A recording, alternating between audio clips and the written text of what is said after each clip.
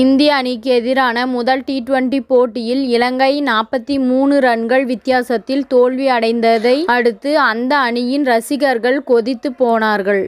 அதற்கு முக்கிய காரணம் கடந்த ஆண்டு 2 முக்கிய போட்டிகளில் இலங்கை அணியை இந்தியா துவம்சம் செய்து இருந்தது.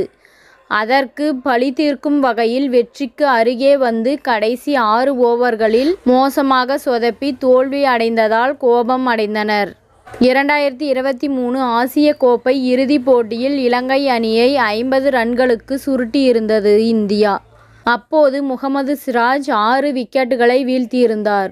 அடுத்து 2023 ஒருநாள் போட்டி உலக கோப்பையில் இலங்கை அணியை 55 ரன்களுக்கு இந்திய அணி சுருட்டியிருந்தது. அப்போது முகமது சிராஜ் 3 விக்கெட்டுகளை வீழ்த்தியிருந்தார். அந்த காயத்தை இன்னும் இலங்கை ரசிகர்கள் மறக்கவில்லை.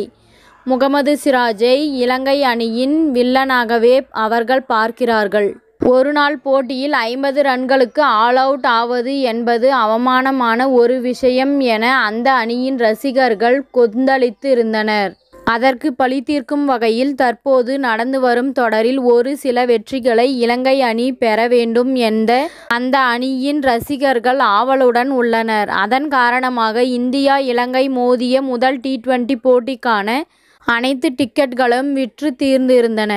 இலங்கை ரசிகர்கள் நிறைந்த மைதானத்தில் இலங்கை அணி அபாரமாக சேசிங் செய்தது. 214 ரன்கள் இலக்கை சேசிங் செய்த அந்த அணி 14 ஓவர்களில் 1 விக்கெட் இழப்பிற்கு 140 ரன்கள் எடுத்திருந்தது. ஆனால் யாரும் எதிர்பாராத வகையில் அந்த அணி கடைசி 6 ஓவர்களில் 30 ரன்கள் மட்டும் எடுத்து 9 விக்கெட்டுகளை இழந்து படுதோல்வி அடைந்தது.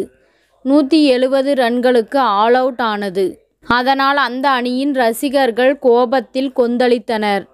இலங்கை அணியின் வில்லன் எனக்கு கருதப்படும் முகமது சிராஜ் கூட இந்த போட்டியில் சராசரியாகவே பந்து வீசினார். அப்படி இருந்தும் இலங்கை வீரர்கள் வெற்றி பெறவில்லை என அவர்கள் தாங்கள் ஆதங்கத்தை வெளிப்படுத்தினர்.